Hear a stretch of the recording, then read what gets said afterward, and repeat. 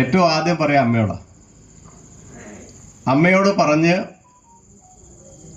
അമ്മയുടെ മനസ്സിനെ കൺവിൻസ് ചെയ്യിച്ച് എന്നിട്ട് എന്ത് ചെയ്യും? അച്ഛൻ്റെ അടുത്ത് പറയും. അമ്മയാണ് പറയുക അച്ഛൻ്റെ അടുത്ത്. അച്ഛൻ്റെ അടുത്ത് പറയുമ്പോൾ അച്ഛൻ കുറച്ച് മസിലൊക്കെ പിടിച്ച് ഇങ്ങനെ ഇരിക്കുന്ന ആൾക്കാരായിരിക്കും. എല്ലാവരും അങ്ങനെ ആവണമെന്നില്ല കേട്ടോ. പക്ഷേ അച്ഛൻ്റെ അടുത്ത് ഈ വിവരം പറയുമ്പോൾ അച്ഛൻ പറയും, എന്നാൽ അവനോട് മുത്തശ്ശനോടൊന്ന് പറയാൻ വേണ്ടി പറയും. നിങ്ങൾ ആ ഒരു എങ്ങനെ ഇത് പോയി എന്നുള്ള കാര്യത്തെക്കുറിച്ച് നമ്മൾ മനസ്സിലാക്കും. മുത്തശ്ശനോട് പറയാൻ വേണ്ടി പറയും. അപ്പം ഈ കുട്ടിയും അമ്മയും മുത്തശ്ശൻ്റെ അടുത്ത് പോകും. മുത്തശ്ശൻ ഒരു മൂലക്ക് ഇങ്ങനെ ഇരിക്കുന്ന ആളായിരിക്കും. പക്ഷെ മുത്തശ്ശൻ്റെ അടുത്ത് പോയി നമ്മൾ ഈ കാര്യം പറയും. ഈ കുട്ടി പറയും, എനിക്കിങ്ങനെ മലയ്ക്ക് പോകണമെന്നുണ്ട്, അതിനൊരു അനുഗ്രഹം വാങ്ങാൻ വേണ്ടിയിട്ടാണ് വന്നത് എന്നൊക്കെ ഒരു വെത്തിലടക്കിയൊക്കെ വെച്ച് മുത്തശ്ശനെ നമസ്കരിക്കും. അപ്പം മുത്തശ്ശൻ ഒരു കാര്യം കൂടി പറയും. മുത്തശ്ശൻ എന്താ പറയാന്നറിയോ? മുത്തശ്ശിയുടെ അകത്ത് മുത്തശ്ശിയോട് ഈ വിഷയം പറയണമെന്ന് പറയും. ഇപ്പോൾ ചുരുക്കത്തിൽ ഇപ്പോൾ എത്ര പേരോട് പറഞ്ഞു? 4 പേര്. അച്ഛനായി, അമ്മയായി, മുത്തശ്ശനായി, മുത്തശ്ശിയായി. അപ്പം മുത്തശ്ശി പറയും, നിങ്ങളൊരു കാര്യം ചെയ്തു, ഏതായാലും ഇത്രത്തോളം വന്നതല്ലേ, അമ്മാവനെ ഒന്ന് കാണണം. ആരോടാ പറയാ? ഈ കുട്ടിയോട് പറയും, അമ്മാവനെ ഒന്ന് കാണണം എന്ന് പറയും. അപ്പം അമ്മാവനെ കാണണം എന്ന് പറയുമ്പോൾ വീണ്ടും ഇവരെന്ത് ചെയ്യും? അമ്മാവൻ്റെ അടുത്തേക്ക് പോകും. അമ്മാവനോട് കാര്യം പറയുമ്പോൾ അമ്മാവൻ പറയും, നീ ഒരു കാര്യം ചെയ്തോളൂ, അമ്മായിയോട് കൂടെ പറഞ്ഞേക്കുന്നത്. ഇപ്പം ചുരുക്കത്തിൽ എത്ര തലമുറയായി ഇത്? എത്രയോ കാലങ്ങളായിട്ട് നമ്മളെ ഉദ്ബോധിപ്പിച്ചു കൊണ്ടിരിക്കുന്ന വലിയ മഹത്തരമായിട്ടുള്ള സന്ദേശം നമുക്കിതിൽ കാണാൻ സാധിക്കും. അച്ഛനെ നമസ്കരിക്കുന്നു, അമ്മയെ നമസ്കരിക്കുന്നു, മുത്തശ്ശനെ നമസ്കരിക്കുന്നു, മുത്തശ്ശിയെ നമസ്കരിക്കുന്നു, അമ്മാവനെ നമസ്കരിക്കുന്നു, അമ്മായിയെ നമസ്കരിക്കുന്നു. ഈ നമസ്കരിക്കൽ മാത്രമല്ല, ഇവരെ നമ്മൾ ആദരിക്കുന്നു എന്നുള്ളതിന് തെളിവാണ്. ഒരു നമസ്കാരം എന്ന് പറഞ്ഞാൽ അവരെ നമ്മൾ ആദരിക്കുന്നു എന്നാണ് പറയുക. അവര് നമ്മുടേതാണ് എന്നുള്ള തോന്നൽ ആരുടെ ഹൃദയത്തിൽ ഉണ്ടാവണം? ഇവര് നമ്മുടേതാണെന്ന് നമുക്ക് തോന്നണം. പകരം അവർക്ക് വന്നിരിക്കുന്നയാള് എൻ്റേതാണ് എന്ന് തോന്നണം. മനസ്സിലായില്ലേ? ഇതാണ് കുടുംബത്തിൻ്റെ ഏറ്റവും വലിയ പ്രത്യേകത. ഇപ്പൊ നമ്മുടേതാണ് എന്നുള്ള തോന്നൽ ഉണ്ടാക്കാൻ നമുക്ക് സാധിക്കണം. നമ്മുടെ കുടുംബത്തിൽ ആര് വന്നാലും, പണ്ട് കാലത്തൊക്കെ ആൾക്കാർ വന്നാൽ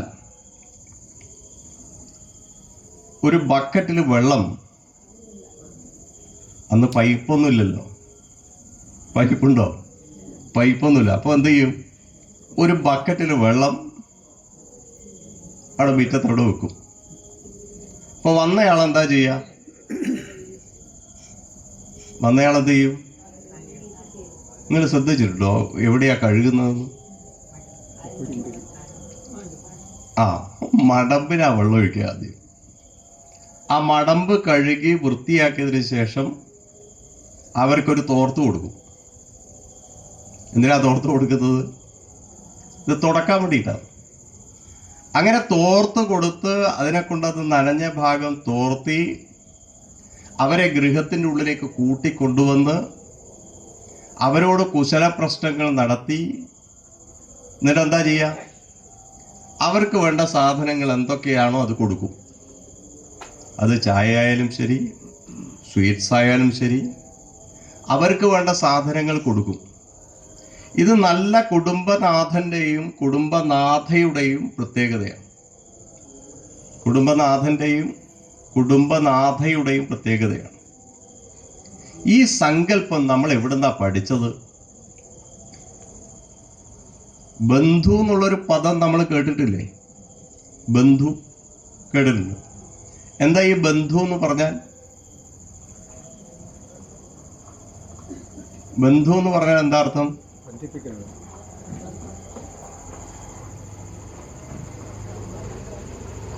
ഒന്ന് ഉറക്കെ പറയപ്പ. ബന്ധം മനസ്സിലായില്ല. ബന്ധം ഉണ്ടാക്കുന്ന ആളാണ്? അല്ല, ബന്ധമുള്ളതുകൊണ്ട്. എങ്ങനെയുള്ള ബന്ധം? രക്തബന്ധം. ബന്ധു എന്ന് പറഞ്ഞാൽ യഥാർത്ഥത്തിൽ നമുക്ക് ഏറ്റവും വലിയൊരു ആപത്ത് വരുന്ന സമയത്ത്,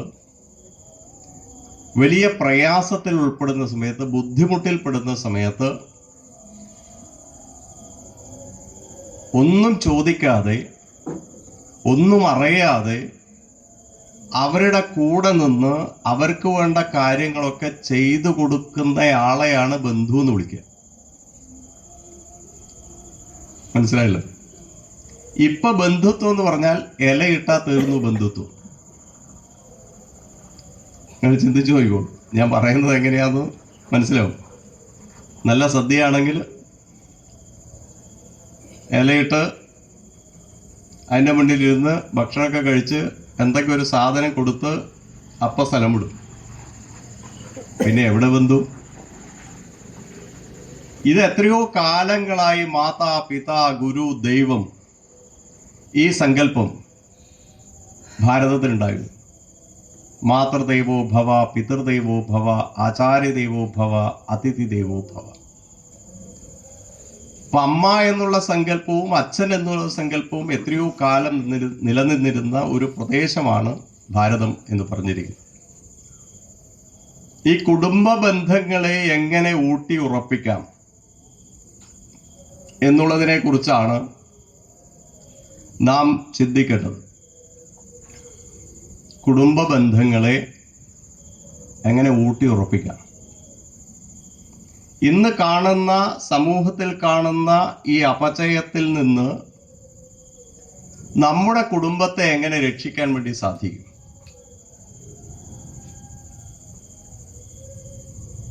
പലതരത്തിലുള്ള അപചയങ്ങൾ ഉണ്ടാവുമല്ലോ. നിങ്ങളെ പ്രദേശത്തല്ലേ ഒരു കല്യാണത്തിന് കത്തിക്കുത്തു വരെ ഉണ്ടായത് അല്ലേ? കണ്ണൂരിലല്ലേ സംഭവം നടന്നത്? അഴീക്കോട് ഭാഗത്ത് കഴിഞ്ഞ വർഷം എത്ര പേര് ഹോസ്പിറ്റലായി? ഒരു വിവാഹത്തെക്കുറിച്ച്, ഒരു വിവാഹത്തിന് വന്നവർ തമ്മിൽ തല്ലിപ്പിരിഞ്ഞു. ആലോചിക്കണം. അപ്പൊ നമ്മുടെ ഈ സങ്കല്പം എത്രമാത്രം വലുതായിരുന്നു എന്ന് നമ്മൾ ആദ്യം പഠിക്കേണ്ടതുണ്ട് എന്നാണ്. ഇവിടെ നമ്മളോട് പറയാണ്, ഈ കുടുംബ സങ്കല്പം എന്ന് പറയുന്നത് സമ്പൂർണമായ ആധ്യാത്മികമായ ഒരു പഠന രീതി എത്രയോ കാലം മുതൽ നമ്മുടെ കുടുംബ സങ്കല്പത്തിൽ ഉണ്ടായിരുന്നു എന്നുള്ളതാണ്. എത്രയോ കാലം മുതലേ കുടുംബ സങ്കല്പത്തിൽ ഉണ്ടായിരുന്നു. എൻ്റെയൊക്കെ ചെറുപ്പത്തില് മുത്തശ്ശിയാണ് നമ്മളെ കിടത്തി ഉറക്കുന്നതും ഉണർത്തുന്നതും. ഓരോരുത്തർക്കും ഓരോ ചുമതലയാണ്. പിന്നീടുള്ള കാര്യങ്ങളൊക്കെ അമ്മയാ നോക്കുക. അപ്പം മുത്തശ്ശി രാത്രി ഭക്ഷണം കഴിക്കില്ല. രാത്രി ഭക്ഷണമില്ല, വേണ്ടാന്നാ പറയുക. അധികം നിർബന്ധിച്ചാൽ നമ്മളെ ഇങ്ങോട്ട് ചീത്ത പറയും. ഇവിടെ നിർബന്ധിക്കാൻ പോണ്ട, അവർക്ക് അവരുടെ രീതി, നമുക്ക് നമ്മുടെ രീതി. അപ്പൊ മുത്തശ്ശി പറയും, എനിക്ക് ഒരു പഴയ വേണ്ടു, ഒരു പഴ കഴിക്കുക. ഇനി അഥവാ നമ്മൾ എന്തെങ്കിലും ആപ്പിളോ മറ്റു കാര്യങ്ങളോ വാങ്ങിക്കൊണ്ടു കൊടുത്താൽ അതിനെ ഒരു കഷ്ണം കഴിക്കുള്ളൂ. ഒരു പഴത്തിലാണ് വൈകുന്നേരത്തെ ഭക്ഷണ രീതി ക്രമീകരിച്ചിരിക്കുന്നത്. എന്നിട്ട് മുത്തശ്ശി പറയും, നിങ്ങളെല്ലാം ചായ കുടിച്ചോ, ഭക്ഷണം കഴിച്ചോ, ചോറുണ്ടോ? ചോറുണ്ട് കഴിഞ്ഞാൽ ഒരു അരമണിക്കൂർ നടക്കണം എന്ന് വരും. ഒരു അരമണിക്കൂർ നടക്കണം എന്ന് വരും. ആരാ പറയുന്നത്? മുത്തശ്ശിയാ പറയുന്നത്. അപ്പൊ ഈ അരമണിക്കൂർ നടക്കണം എന്ന് പറയുമ്പോൾ നമ്മൾ വിചാരിക്കും നമ്മൾ മാത്രം നടന്നാൽ മതി എന്നല്ലേ. അങ്ങനെയല്ല, മുത്തശ്ശി നമ്മുടെ കൂടെ നടക്കാൻ വേണ്ടി വരും. അന്ന് ലൈറ്റില്ല, മുഴുവൻ കാടാണ്. പുലിയൊക്കെ ഏത് ഭാഗത്തെ കൂടെയാണ് വരിക എന്നറിയില്ല. നമ്മുടെ പശുവിനെ തന്നെ പുലി പിടിച്ചു കൊണ്ടുപോയ സന്ദർഭം ഉണ്ടായിട്ടുണ്ട്, നേരിട്ട് കണ്ടതാണ്. അപ്പം അത്രമാത്രം വലിയ കൊടും കാട്ടിനുള്ളിൽ 5-8 ഏക്കർ സ്ഥലത്ത് ഒരു ഇല്ലം മാത്രമാണ്. അവിടെയാണ് നമ്മൾ വളർന്നത്. അവിടെയാണ് മുത്തശ്ശി നടക്കാൻ വേണ്ടി പറയുക. അതിർത്തിയൊന്നുമില്ല, വെറുതെ ഇങ്ങനെ നടക്കും. ഒരു ഇടവഴിയിൽ കൂടി ഇങ്ങനെ നടന്ന് തിരിച്ചിങ്ങോട്ട് നടക്കും, വീണ്ടും നടക്കും, വീണ്ടും വരും. എന്നിട്ട് കുറച്ച് കഴിയുമ്പോൾ കാല് കഴുകിക്കോ എന്ന് പറയും. എത്ര എളുപ്പത്തിലാണ് പറയുന്നത്, വേഗം കാല് കഴുകിക്കോ. കാല് കഴുകിക്കഴിഞ്ഞാൽ പിന്നീട് പായ വിരിക്കും. വേറെ ചോദ്യവും ഉത്തരവും ഒന്നും ഉണ്ടാവില്ല. പായ വിരിച്ച് കഴിയും. പായ വിരിച്ചിട്ട് പറയും കിടന്നോന്ന് പറയും. പണ്ടത്തെ പായ് ഓർമ്മയുണ്ടോ? ഏത്? പുൽപ്പായ അല്ല, തഴപ്പായ.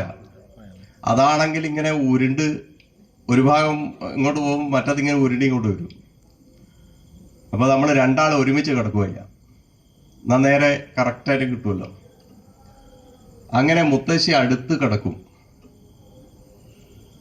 എന്നിട്ട് തലയിങ്ങനെ തടവി തരും.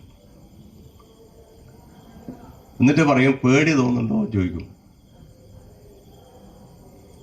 അപ്പൊ എന്താ ഈ പേടി തോന്നുന്നുണ്ടോ ചോദിക്കാനുള്ള കാരണം എന്നറിയോ? ഇവര് പല കാര്യങ്ങളെ കുറിച്ചും പറയും. ഇവര് പറയും, നീ ഉണ്ടല്ലോ ആ പനേൻ്റെ അടുത്ത് പോവരുത്. ഏത് പന?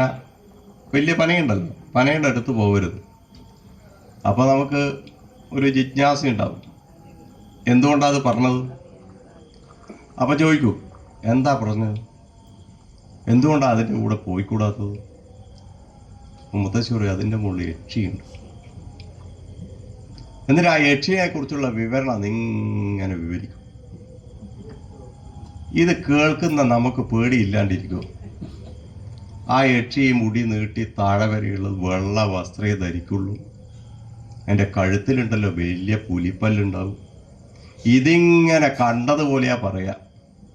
ഈ കണ്ടതുപോലെ പറയുന്ന സമയത്ത് നമ്മുടെ മനസ്സിൻ്റെ ഉള്ളിൽ ഈ ഒരു സാധനത്തെക്കുറിച്ചുള്ള ചിന്ത ഇങ്ങനെ വരും. പിന്നെ രാത്രി ഉറക്കമുണ്ടാവില്ല.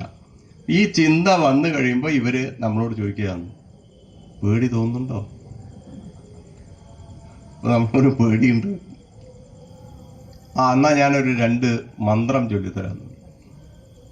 ഏറ്റവും എളുപ്പമുള്ള കാര്യം, 2 മന്ത്രം ചൊല്ലിത്തരാന്ന് പറയും. അങ്ങനെ 2 മന്ത്രം പഠിപ്പിക്കും. അതിൽ ആദ്യത്തേതാണ് പേടിയില്ലാത്ത ഒരാളെ ധ്യാനിക്കണം എന്ന് പറയും. അതാരാന്ന് ചോദിക്കും. അപ്പോൾ പറയും അത് അർജുനനാണ്. എന്നിട്ട് പഠിപ്പിക്കും, അർജുന, ഫൽഗുന, പാർത്ഥ, കിരീടി, ശ്വേതവാഹന, ബീഭത്സ, വിജയ, ജിഷ്ണു, സവ്യസാചി, ധനഞ്ജയ എന്ന് പഠിപ്പിക്കും. അത് പഠിപ്പിച്ച് കഴിഞ്ഞാൽ അത് ഓർമ്മയിൽ ഇങ്ങനെ നിൽക്കണം. ഓർമ്മയിൽ നിന്നാലാണ് എന്തുണ്ടാവുക, നമുക്കത് മനസ്സിലാവുക. എന്നിട്ട് പറയും, ഇത് മാത്രം കൊണ്ട് തീർന്നില്ല, ഒരാളെയും കൂടി ഓർമ്മിക്കണം. അതാരെയാ ഓർമ്മിക്കേണ്ടത്? ആ ഓർമ്മിക്കേണ്ട ആളെ കുറിച്ച് ഞാനിപ്പോൾ പറഞ്ഞു തന്നിട്ട് ഹനുമാന്റെ രൂപത്തെ ഇങ്ങനെ വർണ്ണിക്കും. ബുദ്ധിർ ബലം യശോ ധൈര്യം നിർഭയത്വമരോഗത എന്ന് പറഞ്ഞിട്ട് ആ ഹനുമാന്റെ രൂപത്തെക്കുറിച്ച് ഇങ്ങനെ പറഞ്ഞ്, ഹനുമാൻ എങ്ങനെയാണോ ഉണ്ടായത് അതിൻ്റെ രൂപത്തെക്കുറിച്ചൊക്കെ പറഞ്ഞ്, അപ്പോൾ നമ്മുടെ ഉള്ളിൽ ഹനുമാൻ ഇത്രയും ദൂരം ചാടാൻ വേണ്ടി പറ്റും. അത് ഹനുമാൻ്റെ ഉള്ളിലുള്ള ധൈര്യത്തെയാണ് കാണിക്കുന്നത്. അതേപോലെ ആവണം എന്നൊക്കെ പറഞ്ഞിട്ട് ഒരു ഉന്മേഷം ഇങ്ങനെ തരും. അപ്പം നമുക്ക് മറ്റേ പറഞ്ഞങ്ങ് പോയി, പിന്നെ ഇതാ കിട്ടുക. ഇത് ഈ പറഞ്ഞ കാര്യത്തെക്കുറിച്ച് കിട്ടും. എന്നിട്ട് പറയും, ആലത്തൂർ ഹനുമാനെ പേടി സ്വപ്നം കാണരുതേ, പേടി സ്വപ്നം കണ്ടെങ്കിൽ വാലുകൊണ്ട് തട്ടി മുട്ടി ഉണർത്തണേ എന്ന് പറയും. ഇത് പഠിക്കണം എന്ന്. അങ്ങനെ ഇത് പഠിച്ചു കഴിയുമ്പോൾ പിന്നീട് കുറേ മന്ത്രങ്ങൾ ഇങ്ങനെ ചൊല്ലിത്തരും. കേശവായ നമ, മാധവായ നമ, ശ്രീധരായ നമ, ഗോവിന്ദായ നമ എന്നൊക്കെ പറഞ്ഞ കുറച്ച് മന്ത്രം ചൊല്ലായിട്ട് അതൊക്കെ ചൊല്ലിക്കും. ചൊല്ലിക്കഴിഞ്ഞ പാട് കൂടി കിടന്നോന്ന് പറയും. ചൊല്ലിക്കഴിഞ്ഞാൽ ഉടൻ പിന്നെ കിടത്തണം. പിന്നെ ഒന്നും ഓർമ്മയുണ്ടാവില്ല. പിറ്റേ ദിവസം രാവിലെ വരെ ഇവരെ കൂടെ കിടക്കും. ഇതൊരു ചിട്ടയായ പദ്ധതിയാണ്. എത്രയോ കാലങ്ങളായിട്ട് മുത്തശ്ശിയാണ് ഒരു കുടുംബത്തെ നിയന്ത്രിച്ചു കൊണ്ടിരുന്നത്. ഇപ്പൊ മുത്തശ്ശിമാരുണ്ടോ? മുത്തശ്ശിമാരുണ്ടോ? ഇനി അഥവാ തല നനച്ചിട്ട് മുത്തശ്ശിയായി തോന്നിയാൽ നേരെ കണ്ണൂർ പോയി മാധവി മെഡിക്കൽസ് പോയിട്ട് ഒരു കറുപ്പ് സാധനം മേടിക്കും, തലയിൽ തേക്കും. ഇതങ്ങ് തേച്ച് കഴിഞ്ഞാൽ സുഖമായി. എന്തൊരു ഭംഗിയായിരിക്കും എന്നറിയില്ല. ആലോചിച്ചോ. ഇവിടെ നമ്മളോട് പറയാണ്, കുറച്ച് കാര്യങ്ങൾ കുടുംബവുമായി ബന്ധപ്പെട്ട് നമ്മളൊന്ന് ശ്രദ്ധിക്കേണ്ടതുണ്ട്. ആദ്യത്തേത് പഠനമാണ്. നമ്മുടെ പരമ്പരയെക്കുറിച്ചുള്ളൊരു പഠന രീതി നമുക്ക് ഉണ്ടാക്കാൻ വേണ്ടി സാധിക്കണം. അച്ഛൻ, അമ്മ, മുത്തശ്ശൻ, മുത്തശ്ശി, അമ്മാവൻ, അമ്മായി, അതിൻ്റെ മുകളിൽ എത്ര പേരുണ്ട്, അവരിൽ നിന്ന് നമ്മുടെ തലമുറ എങ്ങനെയാണ് വന്നിരിക്കുന്നത്, നമ്മളെങ്ങനെയാണ് ഈ പ്രദേശത്തെത്തിയിരിക്കുന്നത്, നമ്മളും ഈ പ്രദേശവും തമ്മിലുള്ള ബന്ധം എന്താണ് എന്നുള്ള കാര്യത്തെക്കുറിച്ചുള്ള ഒരു പഠനം ആര് നടത്തണം? നമ്മൾ നടത്തണം. എന്നിട്ട് നമ്മുടെ കുടുംബങ്ങളിലുള്ള മുഴുവൻ ആൾക്കാരുടെ പേരും അവരുടെ കുട്ടികളും അവരുടെ അഡ്രസ്സും എല്ലാം നമ്മളൊരു പുസ്തകത്തിൽ രേഖപ്പെടുത്തണം. എന്നിട്ട് ഇത് മേശപ്പുറത്ത് വെക്കണം. ഇത് നമ്മുടെ വംശാവലിയാണ്. ഈ വംശാവലി ആരൊക്കെ വീട്ടിൽ വന്നാലും ഇത് അവരെ കാണിക്കണം. മനസ്സിലായോ? നമ്മളെങ്ങനെ ഇങ്ങോട്ട് വന്നിരിക്കുന്നത്, ഇതെവിടുന്നാ തുടക്കം, എവിടെ അവസാനിക്കുന്നത്, ഈ കാര്യത്തിനെ കുറിച്ചിട്ട് നമ്മളൊന്ന് മനസ്സിലാക്കേണ്ടതുണ്ട്. ഇത് ശരിക്കും പഠിപ്പിക്കണം. നിങ്ങൾക്ക് നിങ്ങളുടെ വീട്ടിൽ അച്ഛനുമായി ബന്ധപ്പെട്ട് എത്ര പേരുണ്ട്, അമ്മയുമായി ബന്ധപ്പെട്ട് എത്ര പേരുണ്ട് എന്നുള്ളതിനെ കുറിച്ചൊരു പഠനം നടത്തിയിട്ടുണ്ടോ?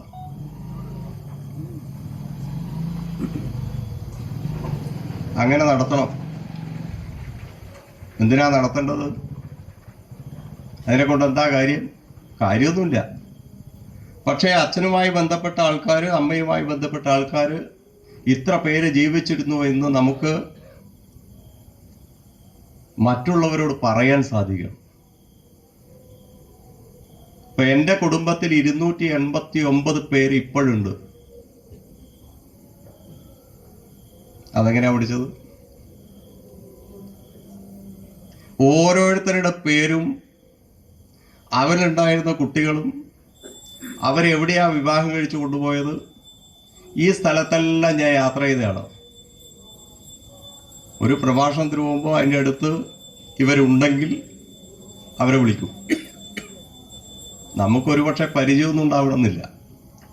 പക്ഷെ നമ്മൾ പോയി അവരെ കണ്ടുമുട്ടി, അവരെ പരിചയപ്പെട്ട്, അവരെ കൂടെ ഒരു ദിവസം നിന്ന് നമ്മുടെ ബന്ധമൊന്ന് പുതുക്കി തിരിച്ച് പിറ്റേ ദിവസത്തെ ട്രെയിന് കയറി ഇങ്ങോട്ട് വരും. അപ്പം അങ്ങനെ വരുന്ന സമയത്ത് എന്തൊരു ആനന്ദമാണ് ഉണ്ടാവുക. ഇത്രയധികം ബന്ധുക്കൾ നമ്മുടെ കൂടെ ഉണ്ടാവുമോ, അല്ലെങ്കിൽ ഉണ്ടായിരുന്നോ എന്ന ചിന്ത യഥാർത്ഥത്തിൽ വലിയ ഒരു ആനന്ദമാണ് നമുക്ക് ലഭിക്കേണ്ടതെന്നാണ്. ജീവിതത്തിൽ നന്മയുണ്ടാവും, അതേപോലെ തന്നെ തിന്മയുണ്ടാവും. ഉയർച്ചയുണ്ടാവും, താഴ്ചയുണ്ടാവും. ലാഭമുണ്ടാവും, നഷ്ടമുണ്ടാവും. അല്ലേ? ഇതില്ലാത്ത ആരെയും കാണാൻ സാധിക്കില്ല. ഒരാളെ പോലും കാണാൻ സാധിക്കില്ല. അപ്പോൾ ഉയർച്ചയും താഴ്ചയും ലാഭവും നഷ്ടവും നന്മയും തിന്മകളും ഇതൊക്കെ നമുക്ക് നമ്മുടെ ജീവിതവുമായി ബന്ധപ്പെട്ട് നമുക്ക് കാണാൻ വേണ്ടി സാധിക്കും.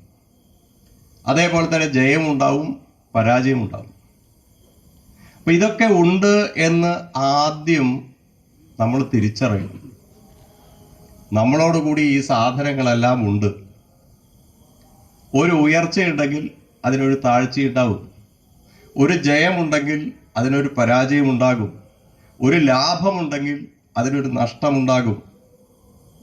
ഇതാദ്യം സ്വയം ബോധ്യപ്പെടുത്തണം. എല്ലാ പ്രാവശ്യവും ലോട്ടറി അടിച്ച് അത് കിട്ടണമെന്നൊന്നുമില്ല. ഒരു പ്രാവശ്യം കിട്ടിയാൽ കിട്ടി, പോയാൽ പോയി. പക്ഷെ ഈ കാര്യത്തെക്കുറിച്ച് നമ്മളിന്ന് പഠിക്കേണ്ടതുണ്ട്. ഇത് മനസ്സിലാക്കിക്കൊണ്ട് എന്ത് ചെയ്യണം? മക്കളെ വളർത്താൻ വേണ്ടി സാധിക്കണം. ഇത് മനസ്സിലാക്കിയിട്ട് മക്കളെ വളർത്തണം എന്നാണ് ഇവിടെ സൂചിപ്പിച്ചത്. മറ്റൊരു കാര്യമുള്ളത്, നിങ്ങളുടെ വാർദ്ധക്യത്തിൽ, നമുക്കൊക്കെ വാർദ്ധക്യം ഉണ്ടാവുമല്ലോ, വാർദ്ധക്യം ഇല്ലാത്ത ആൾക്കാരുണ്ടാവില്ല. അപ്പൊ വാർദ്ധക്യം ഉണ്ടാകുന്ന സമയത്ത് നമ്മുടെ അച്ഛനമ്മമാരെ വൃദ്ധസദനത്തിലാക്കുന്നത് നമുക്ക് നിർത്താൻ വേണ്ടി സാധിക്കണം. വാർദ്ധക്യത്തിലെത്തി നിൽക്കുമ്പോൾ അച്ഛനമ്മമാരെ നോക്കാൻ സാധിക്കില്ല എന്ന് പറഞ്ഞ് പല ആൾക്കാരും വൃദ്ധസദനത്തിൽ കൊണ്ടുപോയി ആക്കുന്ന കാഴ്ച കണ്ടിട്ട് എല്ലാ ദിവസവും ആ കാഴ്ച കണ്ട് എഴുന്നേക്കുന്ന ഒരാളാണ് ഞാൻ. കാരണം എൻ്റെ ഗ്രാമത്തിലൊരു സ്നേഹഭവൻ എന്നുള്ളൊരു സാധനമുണ്ട് ആലച്ചേരി. രണ്ടാമത്തെ സ്നേഹഭവൻ ഉള്ളത് കൂട്ടുപുഴയിലാണ്. ആ സ്നേഹഭവനത്തിൽ ഒന്ന് പോയി നോക്കണം. അതിൻ്റെ അടുത്തേക്ക് കൂടി ക്രിസ്ത്യാനികൾ നടത്തുന്ന സ്നേഹഭവനാണ്.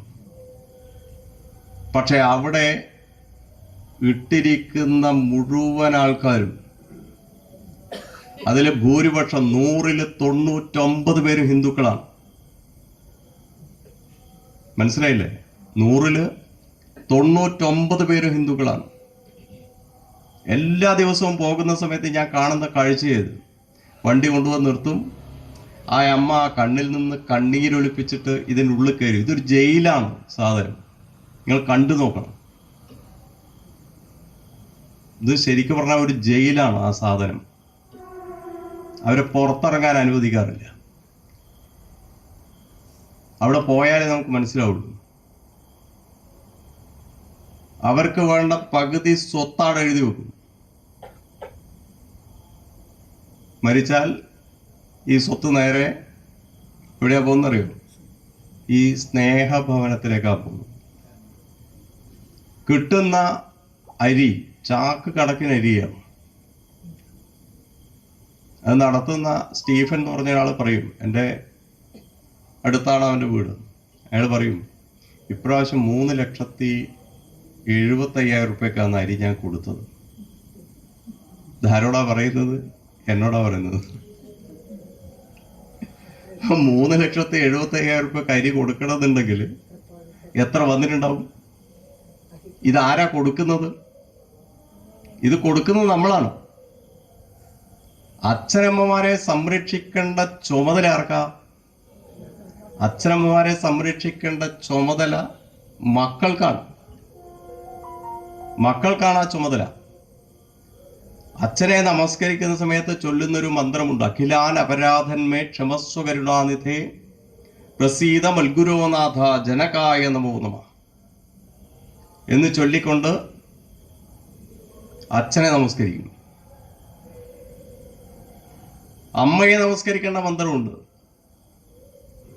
ആസ്താം താപതീയം പ്രസൂതി സമയേ ദുർവാര ശൂലവ്യഥ നൈരുച്യം തനുശോഷണം മലമയി ശയ്യാച സംവത്സരി ഏകസ്യാപിന ഗർഭഭാര ഭരണക്ലേശസ്യാക്ഷവോ ധാതും നിഷ്കൃതി മുന്നതോപി തനയത്തസ്യൈ ജനന്യേ നമഃ. നോക്കണം. കഴിഞ്ഞ 2 ദിവസം മുമ്പേ ഒരു വീട്ടിൽ രാവിലെ ഒരു ഗണപതി ഹോമമുണ്ട്. നമ്മുടെ കോളയാട് പഞ്ചായത്തിന്റെ വൈസ് പ്രസിഡന്റ് ആയിട്ടിരുന്ന ഒരാളാണ്, ഒരു ബാവേട്ടൻ എന്ന് പറഞ്ഞിട്ടൊരാൾ. അയാളെ വീട് കഴിഞ്ഞ പ്രളയത്തിന് വീണ് പോയ വീടാണ്. അപ്പൊ നമ്മളെല്ലാവരും കൂടി പൈസ എടുത്തിട്ട് ഉണ്ടാക്കിയ വീടാണ്. അപ്പൊ എന്നോട് വന്നിട്ട് പറഞ്ഞു, ഒരു ഗണപതിയും കഴിച്ചായിരുന്നു. ആരാ പറയുന്ന നോക്കണം, CPI ആണ്. ഇവിടുത്തെ ക്ഷേത്രങ്ങളെക്കുറിച്ച് നിശിതമായി വിമർശിച്ചുകൊണ്ടിരിക്കുന്ന ആൾക്കാരാണ്. ക്ഷേത്രങ്ങൾ പോവരുത് എന്ന് പറയുന്ന ആൾക്കാരാണ്. ഞാൻ പറഞ്ഞു, ബാവട്ടെ നിങ്ങൾ എന്നോട് പറയണ്ട, ഞാൻ വന്നോളൂ. അല്ല എന്തല്ല സാധനം വേണ്ടത്? അപ്പം ഞാൻ പറഞ്ഞു, നിങ്ങൾ സാധനം വാങ്ങിക്കണ്ട, ഞാൻ വാങ്ങിച്ചോളൂ, എൻ്റെ വകയിലായിക്കോട്ടെ, ഗണപതി പറഞ്ഞു. അതുപോലെ ഞാൻ വാങ്ങിക്കും സാധനം, അതെൻ്റെ ഒരു സംതൃപ്തിയാണ്. കാണാൻ വാങ്ങാനുള്ള പൈസ ഇല്ല, അതാ നോക്കണ്ടത്. അപ്പം ഞാൻ എന്നിട്ട് നമ്മുടെ വീട്ടിലിരിക്കുന്ന സമയത്ത് ഞാൻ ചോദിച്ചു, മകനെ വിളിച്ചോ എന്ന് ചോദിച്ചു. ഇയാൾക്കുള്ള 45 സെന്റ് സ്ഥലത്തിൽ നിന്ന് 20 സെന്റ് സ്ഥലം ഈ മകൻ എഴുതി വെച്ചതാ. ചോദിക്കുന്ന സമയത്ത് തന്നെ എഴുതി കൊടുത്തു മകന്. അയാളത് ക്രിസ്ത്യാനിക്ക് കൊടുത്തു. വീട്ടിന് മുമ്പിലുള്ള സ്ഥലം, വീട് ഇടിഞ്ഞു പൊളിഞ്ഞു വീണു, മുഴുവൻ വെള്ളം കയറി വീട് ഇടിഞ്ഞു പൊളിഞ്ഞു വീണു. ഇവരെ രണ്ടുപേരെയും നോക്കാൻ ആരുമില്ല. മകൻ പറഞ്ഞു, എനിക്ക് അങ്ങനെ ഒരു അച്ഛനും അമ്മയില്ല, എനിക്കവിടെ സ്ഥലവുമില്ല, ഞാനിനി അങ്ങോട്ട് വരുന്നില്ല. എന്നിട്ട് ഇദ്ദേഹം എന്നോട് പറഞ്ഞു, നിങ്ങളൊരു ഉപകാരം ചെയ്യണം, എനിക്ക്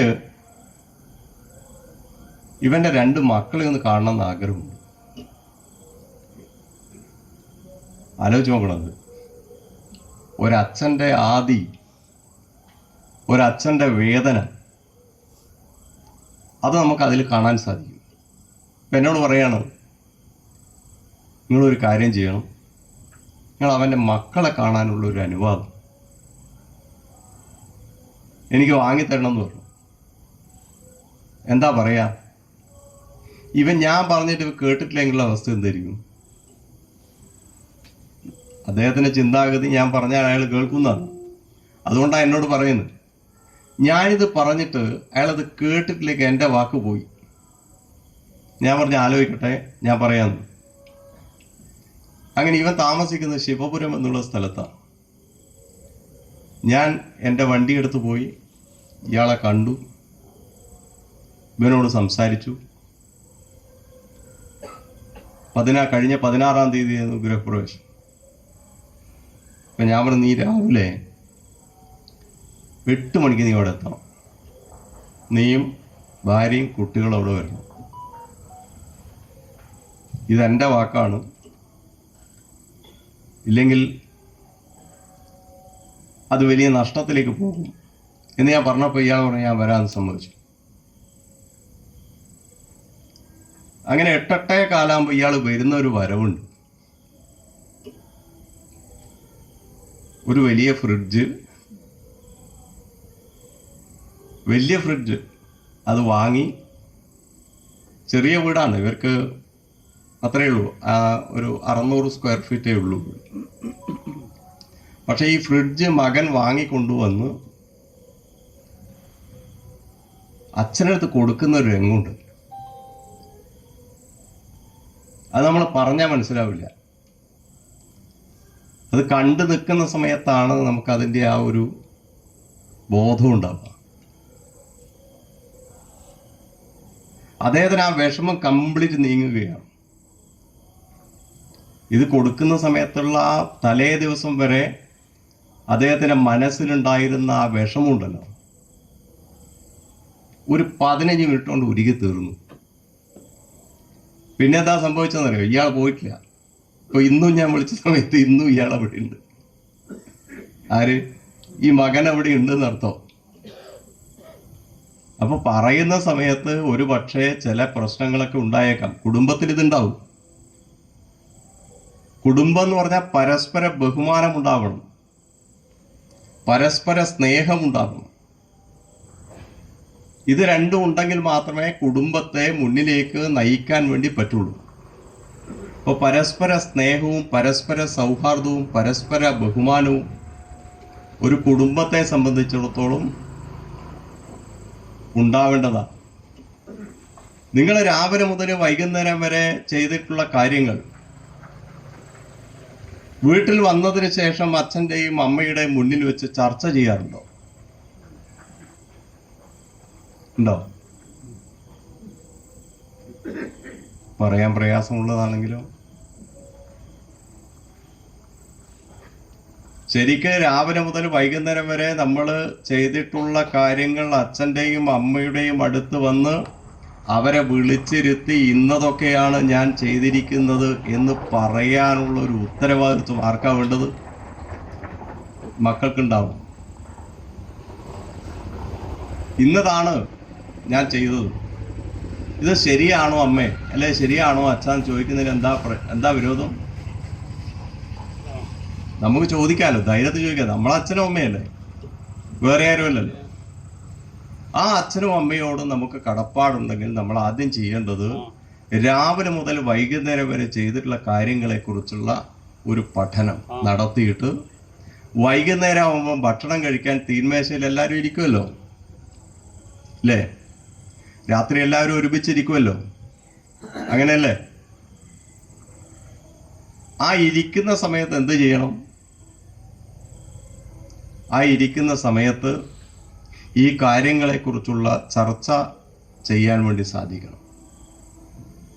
എന്നിട്ട് ഭക്ഷണം കഴിക്കുന്ന സമയത്ത് ഭക്ഷണം കഴിച്ചു കഴിഞ്ഞാൽ ഇതൊക്കെ കേട്ട് ഗൃഹനാഥനായിട്ടുള്ള അച്ഛൻ ഇതിന് മറുപടി പറയും. അതിങ്ങനെ ആയിരുന്നില്ല വേണ്ടത്, അതിങ്ങനെ ആയിരുന്നു വേണ്ടതെന്ന് പറഞ്ഞാൽ നമുക്ക് കുറച്ചുകൂടി ഒരു അഭിമാനം ഉണ്ടാകും. അച്ഛൻ പറഞ്ഞതാണ് ശരി എന്ന് നമുക്ക് മനസ്സിലാക്കാൻ വേണ്ടി സാധിക്കും. ഇതാണ് മക്കൾക്ക് നാം കാണിച്ചു കൊടുക്കേണ്ട മാതൃക. മക്കൾക്ക് നാം കാണിച്ചു കൊടുക്കേണ്ട മാതൃക യഥാർത്ഥത്തിൽ ഇതാണ്. അതിന് ധർമ്മബോധമുള്ള മാതാപിതാക്കളുടെ മക്കളായി ജന്മം ലഭിക്കണം. ധർമ്മബോധമുള്ള മാതാപിതാക്കളുടെ മക്കളായിട്ട് ജന്മം ലഭിക്കണം. അങ്ങനെ ജന്മം ലഭിക്കണമെന്നുണ്ടെങ്കിൽ നമ്മൾ ധർമ്മപന്ഥാവിൽ കൂടി സഞ്ചരിക്കുന്നവരാവണം. നമ്മൾ എന്ത് ചെയ്യണം? നമ്മൾ ഈ ധർമ്മപന്ഥാവിൽ കൂടി സഞ്ചരിക്കുന്നവരാവണം. നമ്മളൊക്കെ വ്യക്തികളാണ്. വ്യക്തി അതേപോലെ തന്നെ സമൂഹം, രണ്ട് കാര്യങ്ങളാണ്. മൂന്നാമത്തതാണ് ആധ്യാത്മികത. ആധ്യാത്മികത, വ്യക്തി, സമൂഹം. ആധ്യാത്മികത എന്ന് പറഞ്ഞാൽ സ്പിരിച്വാലിറ്റി. മറ്റത് വ്യക്തി, ഇൻഡിവിജ്വൽ. സമൂഹം എന്ന് പറയുന്നത് അസോസിയേഷൻ. ഈ മൂന്ന് കാര്യത്തെക്കുറിച്ച് നമ്മൾ പഠിക്കേണ്ടതുണ്ട്.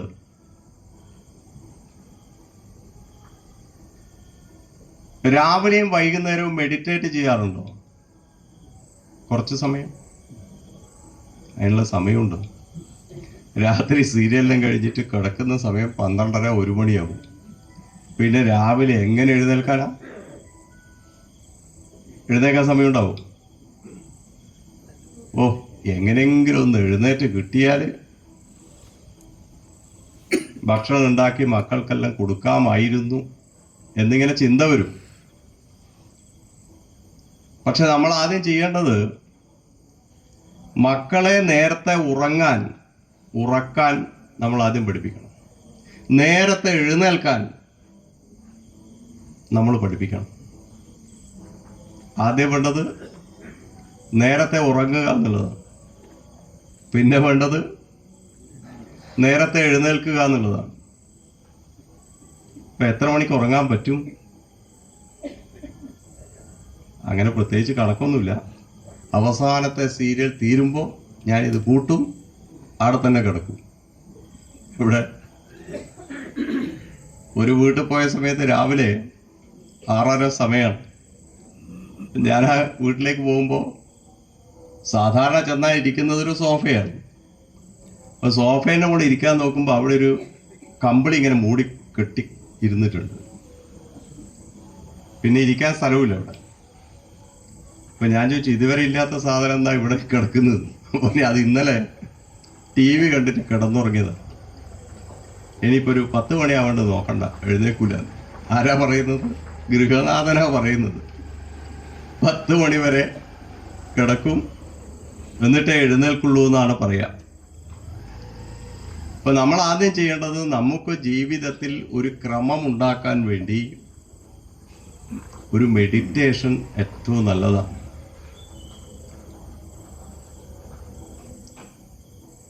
ഒരു മൂക്കിൽ കൂടി ശ്വാസം എടുത്ത് മറ്റേ മൂക്കിൽ കൂടി വിടുക, ഇപ്പുറത്തെ മൂക്കിൽ കൂടി ശ്വാസം എടുത്ത് മറ്റേ മൂക്കിൽ കൂടി വിടുക. നാഡീശുദ്ധി പ്രാണായാമം പരിശീലിക്കുക, നിരന്തരമായി പരിശീലിക്കുക.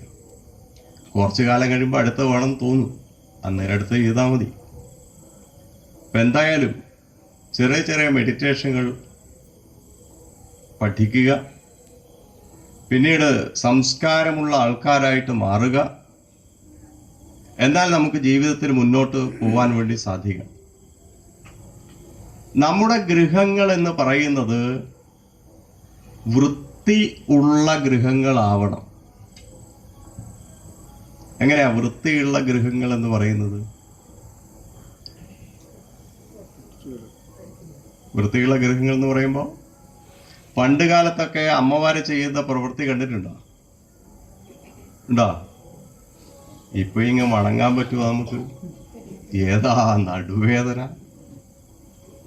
പണ്ട് കാലത്തൊക്കെ ആണെങ്കിൽ അമ്മമാരും മുത്തശ്ശിമാരൊക്കെ ഒരു ചെറിയൊരു തോർത്ത് പോലത്തെ ഒരു സാധനം എടുത്ത് പിന്നീട് മറിക്കാതെ ഒരു മുണ്ടിങ്ങനെ മേലോട്ടേക്ക് കയറ്റി വെച്ച് അവര് വിറ്റം മുഴുവൻ അടിച്ച് വാരി വൃത്തിയാക്കി ചാണകമൊക്കെ കുടഞ്ഞ്, ഇപ്പൊ ചാണകമൊന്നും കുടയണ്ട, ചാണകമൊക്കെ കുടഞ്ഞ് എന്നിട്ട് താഴെ എന്ത് ചെയ്യുമെന്നറിയോ?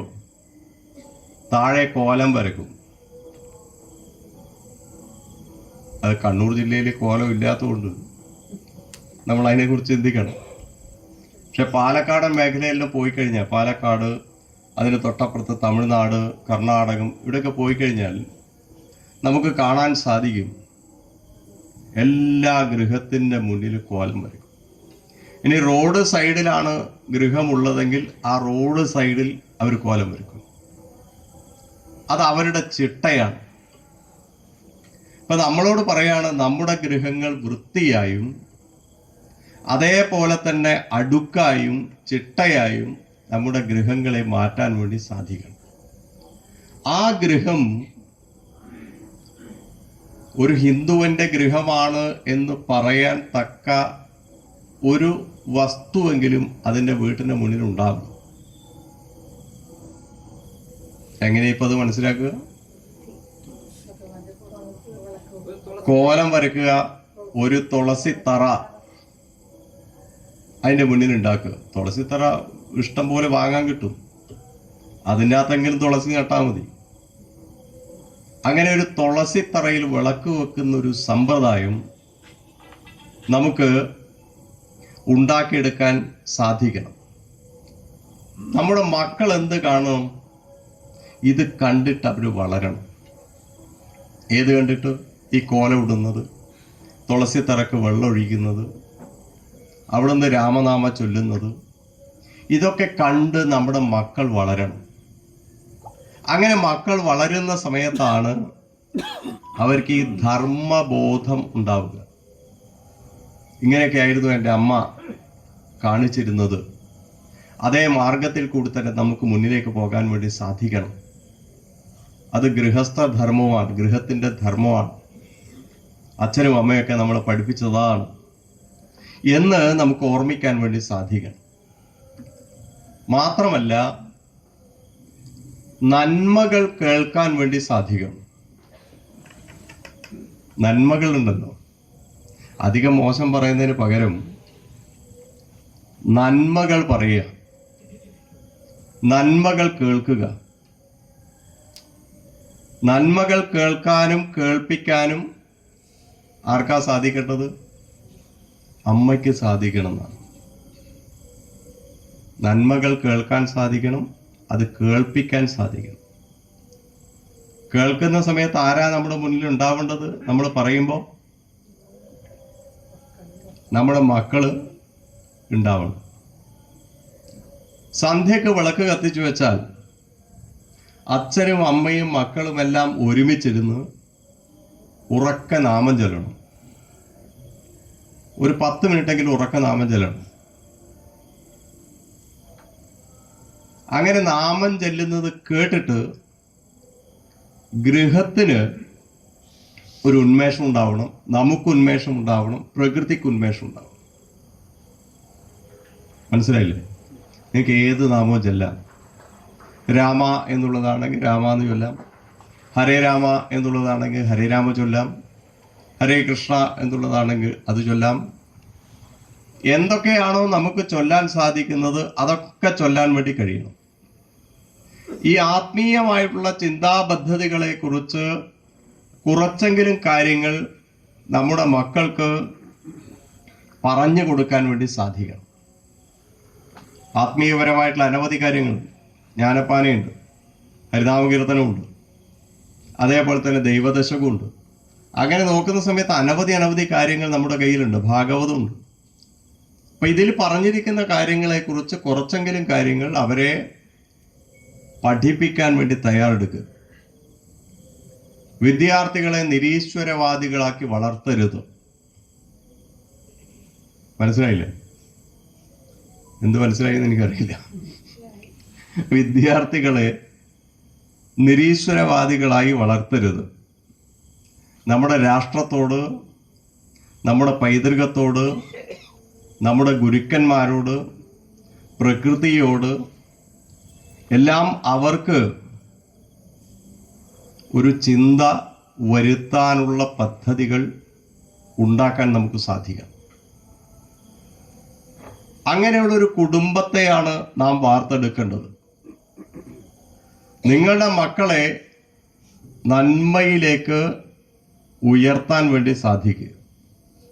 ഓരോ നിമിഷവും നന്മയിലേക്ക് ഉയർത്താൻ വേണ്ടി സാധിക്കുക. പിന്നീടുള്ളൊരു കാര്യം, മക്കളോട് സംസാരിക്കുന്ന സമയത്ത് അവരിൽ ശാപവാക്കുകൾ ചൊരിയരുത്. നീ നന്നാവൂല, അങ്ങനെയാ പല ആൾക്കാരും പറയും. കുട്ടികളോട് ഒരു കാരണവശാൽ അങ്ങനെ പറയരുത്. നമ്മൾ അവരെ പോസിറ്റീവായിട്ട് വളർത്താൻ വേണ്ടി സാധിക്കണം. അപകർഷത ഉളവാക്കുന്ന പെരുമാറ്റം അവരിൽ ഉണ്ടായിക്കൂടാ. എന്നാൽ മാത്രമേ ഇന്ന് നമ്മൾ നേരിടുന്ന ലഹരി അതുപോലുള്ള കാര്യങ്ങൾക്ക് ഒരു പരിധി വരെ ഇവരെ തടഞ്ഞു നിർത്താൻ വേണ്ടി സാധിക്കും.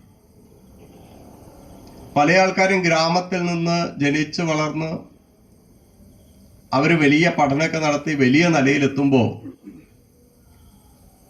അവർ പിന്നീട് സെറ്റിൽ ചെയ്യുന്നത് ഡൽഹിയിലോ അല്ലെങ്കിൽ ഹൈദരാബാദിലോ ആ തരത്തിലുള്ള സ്ഥലത്താവും. പിന്നീട് എപ്പോഴെങ്കിലും ഒരു സമയത്താണ് അവരിങ്ങോട്ട് വരിക. അപ്പം ഇങ്ങോട്ട് വരുന്ന സമയത്ത് അവരുടെ മനസ്സിൽ നമ്മുടെ ഗ്രാമത്തെക്കുറിച്ചുള്ള ചിന്താ പദ്ധതികൾ കൂടുതലായിട്ടുണ്ടാവും. അപ്പം അവരെ വിളിച്ച് കൂട്ടിക്കൊണ്ടുവന്ന് നമ്മുടെ ഗ്രാമത്തിലെ ഓരോ പ്രദേശത്തെയും കാണിച്ചു കൊടുക്കാൻ നമുക്ക് സാധിക്കണം. അവർ കുറേ കാലമായി ഈ ഗ്രാമത്തിൽ നിന്ന് വിട്ടുപോയിട്ട്. അപ്പം അവരെ ഗ്രാമത്തോട് അടുപ്പിക്കാൻ സാധിക്കണം. അങ്ങനെ എന്തെങ്കിലും നോക്കിയിട്ടുണ്ടോ ഇതുവരെ?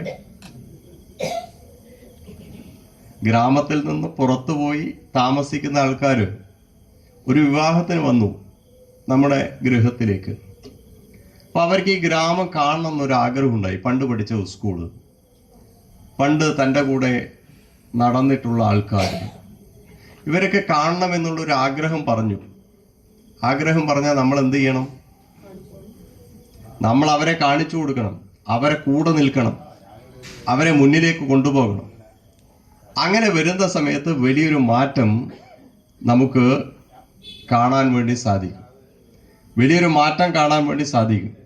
അതാണ് യഥാർത്ഥത്തിൽ നമ്മൾ ചിന്തിക്കേണ്ടത് എന്നാണ്. കുടുംബം എന്ന് പറഞ്ഞിരിക്കുന്നത് വ്യക്തിക്ക് മനസ്സമാധാനത്തോടു കൂടി താമസിക്കുന്ന സ്ഥലത്തെയാണ് കുടുംബം എന്ന് പറയാം. എങ്ങനെ താമസിക്കണം? സുരക്ഷിതത്വത്തോടു കൂടി താമസിക്കണം. അങ്ങനെയുള്ളൊരു സ്ഥലമാണ് നമ്മളെ കുടുംബം എന്ന് പറഞ്ഞിരിക്കുന്നത്. അപ്പം ആ കുടുംബത്തിലുള്ളവർ പരസ്പര സ്നേഹത്തോടു കൂടി, പരസ്പര ബഹുമാനത്തോടു കൂടി, പരസ്പര വിശ്വാസത്തോടു കൂടി കഴിയാൻ വേണ്ടി സാധിക്കണം. എന്ത് പ്രശ്നമുണ്ടെങ്കിലും അത് പരിഹരിക്കാൻ കഴിവുള്ള ആൾക്കാർ തൻ്റെ കുടുംബത്തിലുണ്ട് എന്ന ചിന്ത മറ്റുള്ളവർക്ക് ഉണ്ടാക്കിയെടുക്കാൻ നമുക്ക് സാധിക്കണം. അതാണ് യഥാർത്ഥത്തിൽ കുടുംബം കൊണ്ട് നമ്മൾ ഉദ്ദേശിക്കുന്നത്. അതിലാദ്യം വേണ്ടത് വിട്ടുവീഴ്ച മനോഭാവമാണ്. എന്താ ഈ വിട്ടുവീഴ്ച മനോഭാവം എന്ന് പറഞ്ഞാൽ? കേട്ടില്ലേ? വിട്ടുവീഴ്ച എന്താ? വിട്ടുവീഴ്ച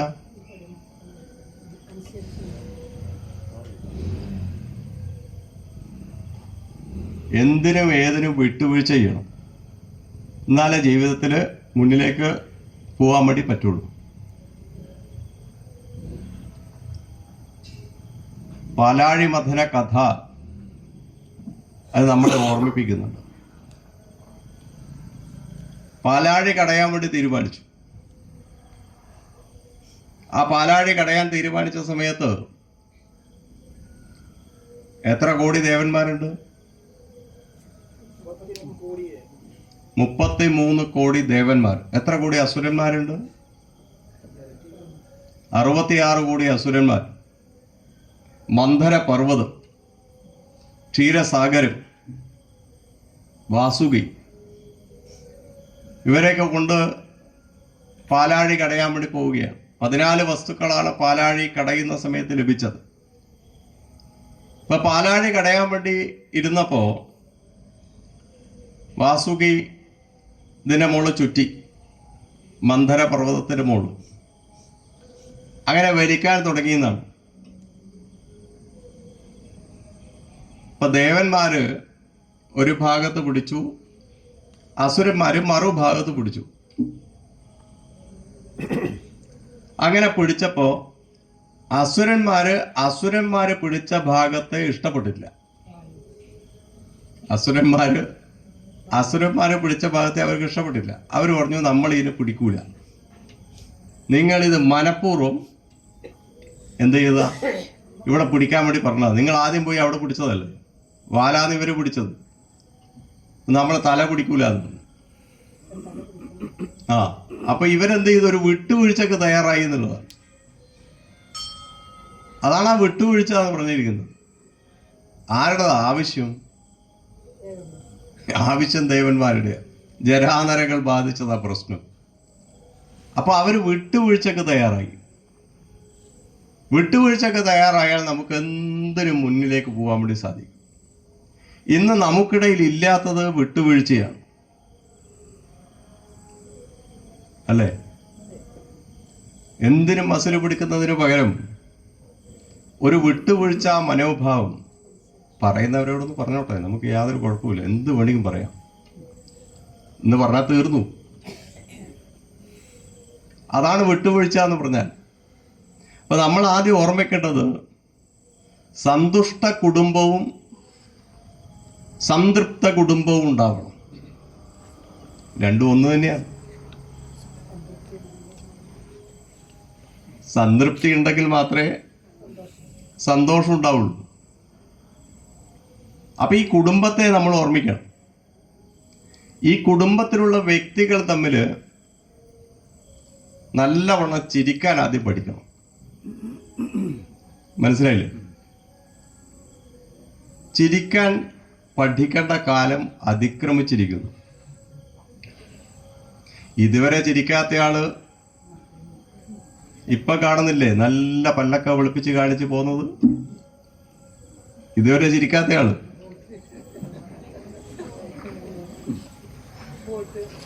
ഇതുവരെ കണ്ടാമുണ്ടാത്തയാളൊക്കെ കെട്ടിപ്പിടിക്കലാൻ തുടങ്ങി. അപ്പൊ അതിനർത്ഥം നമ്മുടെ മനസ്സിൽ എപ്പോഴും നിറഞ്ഞ പുഞ്ചിരി ഉണ്ടാവുക. ഒരു കുടുംബത്തിൽ വേണ്ട ഏറ്റവും വലിയ പ്രത്യേകത എന്ന് പറഞ്ഞാൽ നിറഞ്ഞ പുഞ്ചിരിയാണ്. അച്ഛനോട് പുഞ്ചിരിക്കുക, അമ്മയോട് പുഞ്ചിരിക്കുക. സ്കൂളിൽ നിന്ന് വന്ന സമയത്ത് ബാഗൊക്കെ വലിച്ചുചാടി അവരെ നോക്കി പേടിപ്പിച്ച് അവരെ ഉപദ്രവിക്കരുത്. ആ പാവങ്ങൾ ജീവിച്ചു പോയിക്കോട്ടെ. അപ്പൊ കുട്ടികളെ നമ്മൾക്ക് കൂടെ നിർത്തി അവരെ മുന്നിലേക്ക് കൊണ്ടുപോകാൻ വേണ്ടി സാധിക്കണം. അവരുടെ ഉള്ളിലുള്ള നിഷേധാത്മക ചിന്തകളെ എന്ത് ചെയ്യണം? നമുക്ക് തുടച്ചു നിൽക്കാൻ വേണ്ടി സാധിക്കണം. നമ്മളൊരു സൽപ്രവൃത്തിയിൽ ഏർപ്പെട്ടാൽ മക്കളും സൽപ്രവൃത്തിയിൽ ഏർപ്പെടും. അപ്പൊ നമ്മൾ ആദ്യം ചെയ്യേണ്ടത് സൽപ്രവൃത്തിയിൽ ഏർപ്പെടാൻ വേണ്ടിയിട്ടുള്ള ഒരു പദ്ധതി ആവിഷ്കരിക്കുക എന്നുള്ളതാണ്. സൽപ്രവൃത്തി എന്ന് പറഞ്ഞാൽ നല്ല പ്രവൃത്തി എന്നർത്ഥം. ഏത് കാര്യം നിങ്ങൾ ചെയ്താലും അത് നല്ലതായി ഭവിക്കണം എന്നുള്ള മാനസികമായ ഒരു ചിന്ത നമുക്ക് ഉണ്ടാക്കിയെടുക്കാൻ വേണ്ടി സാധിക്കണം. അതിനാദ്യം വേണ്ടത് ക്ഷമയാണ്. ക്ഷമാ വശീകരേ ലോകേന്ന്. ക്ഷമയുണ്ടെങ്കിൽ നമുക്ക് ആരെയും വശീകരിക്കാൻ വേണ്ടി സാധിക്കും. അപ്പം ക്ഷമയാണ് പ്രധാനപ്പെട്ട ഘടകം. നിങ്ങൾ ആദ്യം ചെയ്യേണ്ട ഒരു കാര്യം, വീട്ടിൽ കണ്ണാടി ഉണ്ടല്ലോ അല്ലേ? കണ്ണാടിയില്ലേ? കണ്ണാടിയിൽ നോക്കി അവനവനെ ഒന്ന് കാണണം. ഇന്നലത്തെ ഞാനായിരുന്നോ ഇന്ന്? രാവിലെ കുളിയെല്ലാം കഴിഞ്ഞാൽ കുറച്ച് സമയം കണ്ണാടിയിൽ നോക്കുക. ഇന്നലത്തെ ഞാനല്ല ഇന്ന്, എന്തോ ഒരു വ്യത്യാസം വന്നിട്ടുണ്ട്. എന്നാ വ്യത്യാസം? ആ വ്യത്യാസത്തെക്കുറിച്ച് ആദ്യം നമ്മൾ പഠിക്കണം. കണ്ണാടി നോക്കിയിട്ട് അവനവനെ തന്നെ കാണാൻ സാധിക്കണം. നീ നാളെ പോയി രാവിലെ എഴുന്നേറ്റ് ഭർത്താവൊക്കെ എഴുന്നേൽക്കുന്നതിന് മുമ്പ് കണ്ണാടിയിൽ പോയി കണ്ണോണ്ട് അങ്ങോട്ടും ഇങ്ങോട്ടും കാണിക്കുമ്പോൾ അദ്ദേഹം ചിന്തിക്കും, ഇത് ഇന്നലെ വരെ ഒരു കുഴപ്പമില്ലായിരുന്നു, എന്തോ സംഭവിച്ചിട്ടുണ്ട്. ആ ചാമട്ടിക്കോട്ടത്ത് പോയതിന് ശേഷമാണ് ഈ മാറ്റം ഉണ്ടായത്. നാളെ ഡോക്ടറെ അടുത്ത് പോകണോ പോകണ്ടയോ എന്ന് ചിന്തിക്കേണ്ടി വരും. അത് നമ്മളൊന്ന് ഓർമ്മിക്കണം. അതാത് ദിവസത്തെ സന്തോഷങ്ങൾ കുടുംബാംഗങ്ങളുമായിട്ട് അത് ഒന്നിച്ചിരുന്ന് എന്താണ് സന്തോഷം, എന്താണ് ദുഃഖം, ഈ കാര്യത്തെക്കുറിച്ചുള്ളൊരു അവലോകനം വേണം. അതിനെക്കുറിച്ച് പരസ്പരം പങ്കുവെക്കണം. എന്നാലാണ് നിങ്ങൾക്ക് ജീവിതത്തിൽ മുന്നിലേക്ക് പോകാൻ വേണ്ടി സാധിക്കുക. അങ്ങനെ പങ്കുവെക്കണം എന്നുണ്ടെങ്കിൽ നമ്മൾ ഒരുമിച്ചിരിക്കണം. ഒരുമിച്ചിരിക്കണ്ടേ? നമ്മൾ ഒരുമിച്ചിരിക്കണം. ഐകമത്യ സൂക്തം കേട്ടിട്ടില്ലേ? ഐകമത്യ സൂക്തം സംസവിദ്യുവസേ വിഷണ്ണഗ്നേ കേട്ടിട്ടില്ലേ? ഇത് കേട്ടില്ലേ? പഠിച്ചോളൂ. പറയേണ്ട ആവശ്യമില്ലല്ലോ. ഐകമത്യ സൂക്തം നമുക്ക് വാങ്ങാൻ കിട്ടും സാധനം, നെറ്റിൽ അവൈലബിൾ ആണ്. ചൊല്ലിത്തരണ്ട, ഇപ്പൊ ചൊല്ലി തന്നാൽ ബുദ്ധിമുട്ടാണ്. എൻ്റെ വിഷയം ആ വിഷയമായിട്ട് യാതൊരു ബന്ധമില്ലാത്ത വിഷയം. അപ്പൊ അതുകൊണ്ട് ഈ കുടുംബാംഗങ്ങൾ പരസ്പരം ഒരുമിച്ചിരിക്കണം എന്നുണ്ടെങ്കിൽ സംഗച്ഛദ്വം സംവദദ്വം സംവോമനം സുജാനതാം ദേവാഭാഗം യഥാപൂർവൈ സംജാനാന ഉപാസത. ഇത് കേട്ടിട്ടില്ലേ? ഇത് തന്നെയാണ് ഐകമത്യ സൂക്തം. അതുകൊണ്ട് ഈ ഐകമത്യ സൂക്തത്തെ ദിവസവും നമുക്ക് ജപിക്കാൻ വേണ്ടി സാധിക്കണം. ഒരു കാലത്ത് മാധവ്ജി ഇത് പബ്ലിഷ് ചെയ്ത് പുറത്തിറക്കിയ സാധനം. പാലിയം വിളംബരം കഴിഞ്ഞതിന് ശേഷം ഐകമത്യ സൂക്തം ഇല്ലാത്ത ഒരു വീടുണ്ടായിട്ടില്ല. ഇനി ഇവിടെ കിട്ടിയിട്ടുണ്ടോ എന്ന് എനിക്കറിയില്ലേ. എല്ലാ സ്ഥലത്തും ഇത് കൊടുത്തിരുന്നു. എൻ്റെ ബാഗിൽ തന്നെ ഒരു ദിവസം ഒരു 100-200 സാധനങ്ങൾ എടുത്തിട്ട് ഞാൻ തന്നെ പോയി ഓരോ ഗൃഹത്തിലും കൊണ്ടു കൊടുത്ത് വായിക്കണം വായിക്കണം വായിക്കണം എന്ന് പറഞ്ഞത് എനിക്ക് ഇപ്പോഴും ഓർമ്മയുണ്ട്. ഇവിടെ ഞാൻ പറയുകയാണ്, മറ്റുള്ളവരോട് സംസാരിക്കുന്ന സമയത്ത് എങ്ങനെയാ സംസാരിക്കേണ്ടത്?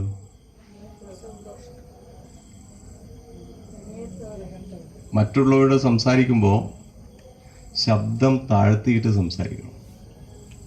ഇതൊരു ശീലാക്കി എടുക്കണം. ശബ്ദം കൂടുന്ന സമയത്ത് നിങ്ങളിൽ എന്തോ ഒരു പ്രശ്നമുണ്ട് എന്ന് അവർക്ക് തോന്നും. ആർക്ക്? അത് കേൾക്കുന്നയാൾക്ക് തോന്നും. അപ്പൊ ഈ ഒരു ചിട്ട നമുക്ക് സാധിക്കണം. നമ്മുടെ കുടുംബാംഗങ്ങൾക്ക് എന്തെങ്കിലും പ്രശ്നം വരുമ്പോൾ കുടുംബാംഗങ്ങളോട് കൂടി അവർക്ക് പിന്നിൽ അടിയുറച്ച് നിലനിൽക്കാൻ വേണ്ടി സാധിക്കണം. അത് ശരിയായാലും തെറ്റായാലും നമ്മൾ നിൽക്കേണ്ടത് ആരുടെ കൂടെയാ? ഇപ്പൊ മനസ്സിലായില്ലേ?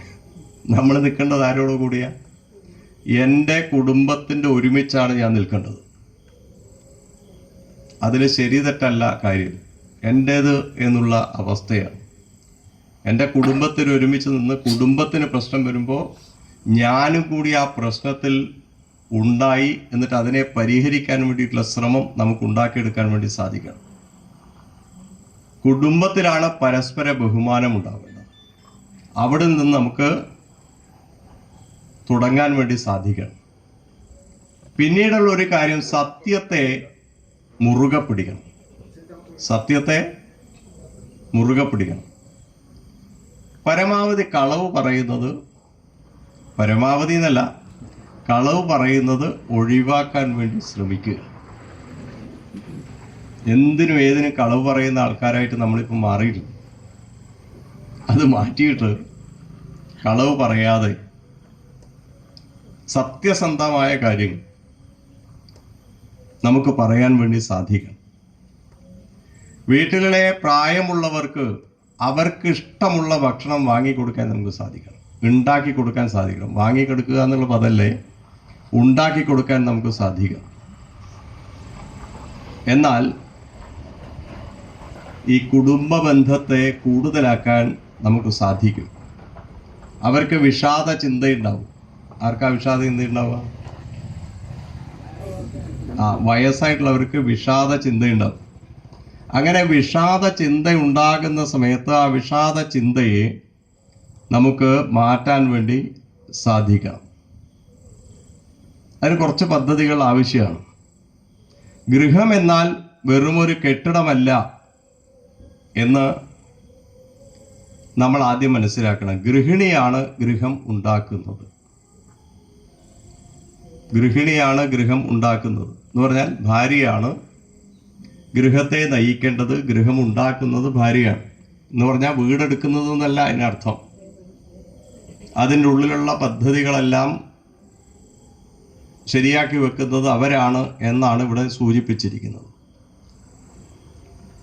നല്ല ഗൃഹസ്ഥനാണ്, നല്ല ഗൃഹിണിയാണെങ്കിൽ 6 കാര്യങ്ങൾ നമ്മളൊന്ന് പഠിക്കണം. മനസ്സിലായില്ലേ? എത്ര കാര്യങ്ങളാ? 6 കാര്യം നമ്മളൊന്ന് പഠിക്കേണ്ടതുണ്ട്. അപ്പോൾ ഏതൊക്കെ ഈ 6 കാര്യം എന്ന് നോക്കാം. ആദ്യത്തേതാണ് സ്വാസ്ഥ്യം. ആദ്യത്തേതിൻ്റെ പേര് സ്വാസ്ഥ്യം എന്നാണ്. രണ്ടാമത്തതിൻ്റെ പേര് സ്വാധ്യായം എന്നാണ്. മൂന്നാമത്തതിൻ്റെ പേര് സാധന എന്നാണ്. അപ്പം എത്രയെണ്ണായി? 3 എണ്ണായി. നാലാമത്തതിൻ്റെ പേര് സ്വാശ്രയം എന്നാണ്. അഞ്ചാമത്തതിൻ്റെ പേര് സമ്പർക്കം എന്നാണ്. ആറാമത്തതിൻ്റെ പേര് സംഘടന എന്നാണ്. നിങ്ങൾ ചിന്തിക്കുന്ന കാര്യമല്ലേ ഞാൻ ചിന്തിച്ചത്. ഇത് കേട്ടിട്ട് നല്ലവണ്ണം ആഴത്തിൽ പഠിച്ചാൽ മാത്രമേ ഇതെന്തെന്ന് മനസ്സിലാവുള്ളൂ. ആദ്യത്തേതാണ് സ്വാസ്ഥ്യം. അപ്പം എന്താ ഈ സ്വാസ്ഥ്യം എന്ന് പറഞ്ഞാൽ? സ്വാസ്ഥ്യം എന്ന് പറഞ്ഞാൽ സ്വസ്ഥതയാണ്, സുഖമാണ്. നമ്മൾ പല സ്ഥലത്തും യാത്ര ചെയ്യുന്നു. പല സ്ഥലത്തും യാത്ര ചെയ്ത് തളർന്ന് നമ്മുടെ വീട്ടിലേക്ക് എത്തുമ്പോൾ നമുക്കുണ്ടാകുന്ന അനുഭവം എന്താ? നിങ്ങൾ പല വീടുകളിലും പോയി പല ആൾക്കാരെയും കാണുന്നു, എന്നിട്ട് അവസാനം നമ്മുടെ വീട്ടിലേക്ക് വന്നു ചേരുന്നു. അപ്പം നമ്മുടെ വീട്ടിലേക്ക് വന്നു ചേരുന്ന സമയത്ത് നമ്മുടേത് എന്നുള്ള ഭാവം അവിടെ ഉണ്ടാവും. നമ്മുടേത് എന്നുള്ള ഭാവം ഉണ്ടാവും. അവിടെ വന്ന് നമ്മളെ കട്ടിലിൻ്റെ മുകളിലൊന്ന് വീഴുന്ന സമയത്താണ് ഒരു സുഖം ഉണ്ടാവുക. ഇത് മലയാളം പറയുന്ന കാര്യമാണ്. എൻ്റെ വീട്ടിൽ എത്തിപ്പെടുന്ന സമയത്ത് ഒരു സുഖമുണ്ടായി. ആ സുഖത്തെയാണ് സ്വാസ്ഥ്യം എന്ന് വിളിച്ചിരിക്കുന്നത്. മാനസികമായ ഒരു ഉല്ലാസം, അതിനാണ് സ്വാസ്ഥ്യം എന്ന് പറയാം. മാനസികമായ ഒരു ഉല്ലാസമാണ് സ്വാസ്ഥ്യം. അത് മാത്രമല്ല, ശരീരം നിലനിൽക്കണമെന്നുണ്ടെങ്കിൽ അതിന് ആരോഗ്യം ആവശ്യമാണ്. ആരോഗ്യം ഇല്ലെങ്കിൽ ശരീരം നിലനിൽക്കുമോ? അതിന് ആരോഗ്യം ആവശ്യമാണ്. അപ്പം ആരോഗ്യത്തെ നിലനിർത്താൻ പറ്റുന്ന തരത്തിലുള്ള കാര്യങ്ങൾ നമ്മുടെ ഉള്ളിലേക്ക് പോകണം. ആരോഗ്യത്തെ നിലനിർത്തണം. അപ്പൊ ആരോഗ്യത്തെ നിലനിർത്തണം എന്നുണ്ടെങ്കിൽ ആരോഗ്യത്തെ നിലനിർത്താൻ തക്ക വസ്തുക്കൾ നമ്മുടെ ഉള്ളിലേക്ക് വേണം. എന്തൊക്കെയാണ് കഴിക്കേണ്ടത്, എന്തൊക്കെയാണ് കഴിക്കരുതാത്തത് എന്ന വ്യക്തമായ ബോധം നമുക്കുണ്ടാവണം. ഇപ്പൊ പൊതുവെ ആൾക്കാർ പുറത്തേക്ക് പോയി കഴിഞ്ഞാൽ നമുക്ക് കാണാൻ സാധിക്കും എന്തൊക്കെയാ കഴിക്കേണ്ടത്, എന്തൊക്കെയാണ് കഴിക്കരുതാത്തത് എന്ന ചിന്ത ഒന്നുമില്ല. അതിൽ ഷവർമ്മയാണോ വേണ്ടത്, ഐസ്ക്രീമാണോ വേണ്ടത്, കുഴിമന്തിയാണോ വേണ്ടത്, അതിൻ്റെ ചിന്തകളാണ്. ഇവിടുന്ന് തിരുവനന്തപുരം വരെ സഞ്ചരിച്ചാൽ ഒറ്റ പേരെ നിങ്ങൾക്ക് കാണാൻ വേണ്ടി പറ്റുള്ളൂ. റോഡ് സൈഡിൽ കാസർഗോഡ് തൊട്ടിട്ട് തിരുവനന്തപുരം വരെ ഒന്ന് സഞ്ചരിച്ചാൽ ഒരു പേര് നിങ്ങളുടെ മനസ്സിൽ തങ്ങി നിൽക്കും. ആ ബോർഡിന്റെ പേര് കുഴിമന്തി എന്നാണ്. നിങ്ങൾ സഞ്ചരിച്ചു നോക്കൂ. ഞാനിപ്പോ പോയി വന്നോണ്ടാ പറഞ്ഞത്. ഇതെന്നാ സാധനം എന്ന് എനിക്ക് പിടുത്തൂല്ലായിരുന്നു. ഞാൻ മലപ്പുറം ജില്ലയിൽ പോയപ്പോ ഒരാളോട് ഞാൻ ചോദിച്ചു എന്തെന്നായി ഇതെന്ന്. അപ്പൊ അയാൾ വിശദീകരിച്ചു തന്നു. അതോടുകൂടി മതിയായി, ഇത് മനസ്സിലായി എന്നാ സംഭവം. അതേപോലെ നമ്മളൊന്ന് മനസ്സിലാക്കേണ്ടത് ആരോഗ്യം എന്ന് പറഞ്ഞത് പ്രധാനപ്പെട്ടതാണ്. പല സാധനങ്ങൾ കഴിച്ച് നമ്മുടെ ആരോഗ്യത്തെ നശിപ്പിക്കരുത്. പ്രത്യേകിച്ച് കുട്ടികൾക്ക് എന്തൊക്കെ കൊടുക്കണം, എന്തൊക്കെ കൊടുക്കരുത് എന്ന ചിന്ത നന്നായിട്ടുണ്ടാവും. പണ്ട് നിങ്ങൾക്ക് ഓർമ്മയുണ്ടോയെന്നറിയില്ല, പഴയ ആൾക്കാർക്ക് ഓർമ്മയുണ്ടാവും, ഈ അരി വറുത്ത് വെക്കുമായിരുന്നു. ഇനി ചെറുക്കൽ എത്ര വീട്ടിൽ അത് ഉണ്ടായിട്ടുണ്ടെന്ന് എനിക്കറിയില്ലേ. അരി വറക്കും, എന്നിട്ട് വറുത്ത് വെച്ചതിന് ശേഷം പൊടിക്കൊന്നുമില്ലേ, അരി വറുത്ത് വെച്ചതിന് ശേഷം അതിൽ വെല്ലം, അതായത് ശർക്കര ചുരണ്ടിയിടും. എന്നിട്ട് എന്ത് ചെയ്യുമെന്നറിയോ, അത് ഉരുട്ടി വെക്കും. അതൊരു കുപ്പിയിൽ അടച്ചു വെക്കും. ആ കുപ്പിയിൽ അടച്ചു വെച്ച സാധനം കഴിക്കും. എപ്പോഴ്? ഒരു 5 നേരം ഈ സാധനം കഴിക്കും. എന്തിനാ ഇത് കഴിക്കുന്നത്? അതിലേക്ക് വരാം. ഇവിടെയൊക്കെ തേങ്ങ പറിക്കുമല്ലോ, തെങ്ങിൻ്റെ മുകളിൽ കയറി തേങ്ങ പറിക്കുമല്ലോ. തേങ്ങ പറിക്കുന്ന സമയത്ത് എല്ലാ തേങ്ങയും ഒരുപോലെ വിളഞ്ഞതാവണമെന്നില്ല. അപ്പം അതിൽ പേടായ സാധനങ്ങളുണ്ടാവും ഇല്ലേ? പേടായ സാധനം, പേടായ തേങ്ങ അത് ഒരു വശം ഇങ്ങനെ ചെരിഞ്ഞിട്ടോ മടങ്ങിയിട്ടോ അങ്ങനെ ഉണ്ടാവുക. ആ സാധനം പണ്ട് കാലത്തുള്ളവർ പറയും, കുട്ടികളോടാ പറയാ, അത് തുടരുത് എന്ന് പറയും. ഏത്? ഈ പേടായ സാധനം തുടരുത് എന്ന് പറയും. അതിൻ്റെ ഉള്ളിൽ ആകെ കുറച്ച് സാധനം ഉണ്ടാവുള്ളൂ, തേങ്ങ ഒരു ലേശം ഉണ്ടാവുള്ളൂ. പക്ഷെ അത് നല്ല മധുരം ഉണ്ടാവും, നല്ല മധുരം ഉണ്ടാവും. ഇപ്പം മുത്തശ്ശി പറയും അത് തുടരുത് എന്ന് പറയും. ആ സാധനം കുട്ടികൾക്ക് തിന്നാൻ കൊടുക്കുകയില്ല. എന്താ കൊടുക്കാത്തതെന്നറിയോ? പേട് ഉള്ളിൽ കഴിച്ചാൽ പേടാണ് ഉണ്ടാവുക എന്ന് അവർക്കറിയാം. നമുക്കറിയില്ലെങ്കിലും അവർക്കറിയാം ഈ പേടുള്ള സാധനം കഴിച്ചാൽ പിന്നീട് ഉണ്ടാവുന്ന കുട്ടികൾ പേടായിട്ടാ വളരുക എന്ന് ആർക്കറിയാം? ആ മുത്തശ്ശിമാർക്കറിയാം. അതിനെ മാറ്റാൻ വേണ്ടിയിട്ടാണ് അവർ ഈ അരി നല്ലവണ്ണം വറുത്ത് ശർക്കര ചേർത്ത് ഒരു കുപ്പിയിലാക്കി വെച്ച് കഴിക്കുന്നത്. ഉള്ളിലുള്ള പ്രശ്നത്തെ പരിഹരിക്കാൻ വേണ്ടിയിട്ടാണ് ഈ സാധനം കൊടുക്കുന്നത്. ഇത് ആരോഗ്യ സമ്പുഷ്ടിയാണ്. ഇതിനാണ് സ്വാസ്ഥ്യം എന്ന് പറഞ്ഞിരിക്കുന്നത്. രണ്ടാമത്തതാണ് സ്വാധ്യായം. എന്താ ഈ സ്വാധ്യായം എന്ന് പറഞ്ഞാൽ? ആദ്യം നമ്മൾ സ്വയം പഠിക്കണം. നമ്മളെന്താ ചെയ്യേണ്ടത്? സ്വയം പഠിക്കണം. എന്താണോ നമ്മൾ കേട്ടിട്ടുള്ളത് ആ കാര്യം മനഃപ്പാഠമാക്കണം.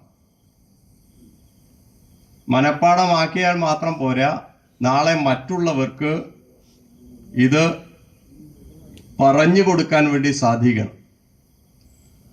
സ്വന്തം സ്വഭാവത്തെക്കുറിച്ചും ആത്മാവിനെക്കുറിച്ചും അറിയുന്നതിനെയാണ് സ്വാധ്യായം എന്ന് വിളിച്ചിരിക്കുന്നത്. ഇത് പല പ്രകാരത്തിൽ പറയാം.